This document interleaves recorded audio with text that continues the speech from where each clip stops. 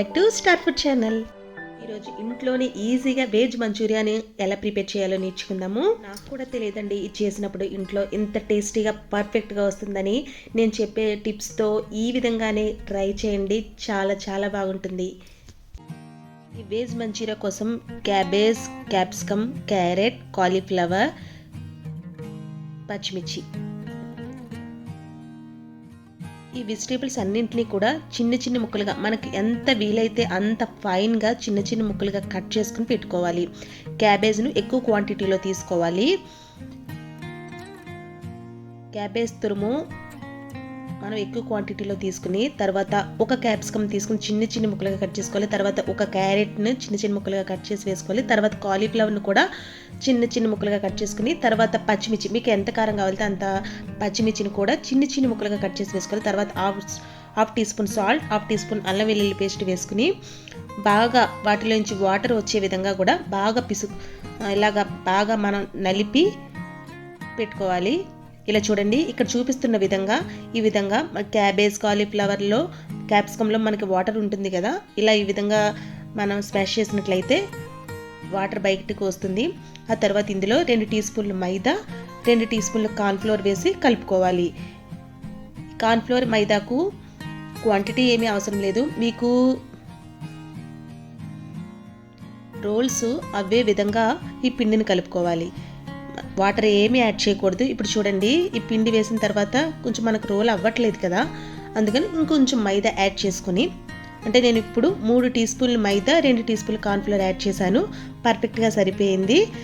మీకు కొంచెం వెట్టగా అనిపిస్తే, అంటే కొంచెం నీళ్ళు ఎక్కువయ్యే అనిపిస్తే, అంటే కూరగాయల్లో వచ్చిన వాటర్ ఎక్కువగా ఉంది అనిపిస్తే మీరు ఇంకొంచెం పిండి వేసుకుని కలుపుకోవచ్చు. ఈ విధంగా చిన్న చిన్న బాల్స్లా ప్రిపేర్ చేసుకోవాలి. ఎక్కడ పగుళ్ళు రాకుండా చిన్న చిన్న బాల్స్గా ప్రిపేర్ చేసుకుని మొత్తం పిండిని అంతా కూడా ఈ విధంగా బాల్స్గా ప్రిపేర్ చేసుకుని పెట్టుకోవాలి. చూడండి, మైదా, కార్న్ఫ్లోర్ అనేది కొద్దిగా యాడ్ చేసుకుని మనం ఈ విధంగా బాల్స్లా ప్రిపేర్ చేసుకోవాలి. ఇప్పుడు ఈ విధంగా ప్రిపేర్ చేసిన బాల్స్ను ఫ్రై చేసుకోవాలి.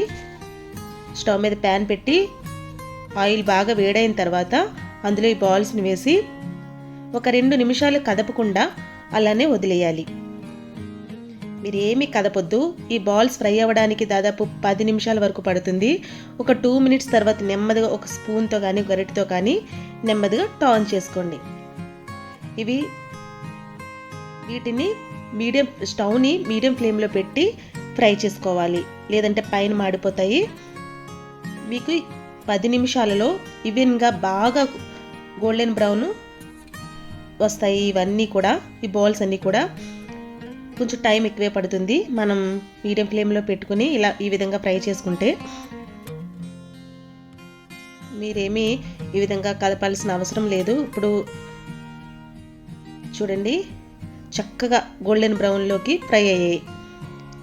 మీకు ఏదైనా విడిపోయినట్లు అనిపిస్తే ఆ బాల్ని మీరు పక్కకు తీసేసుకోవచ్చు.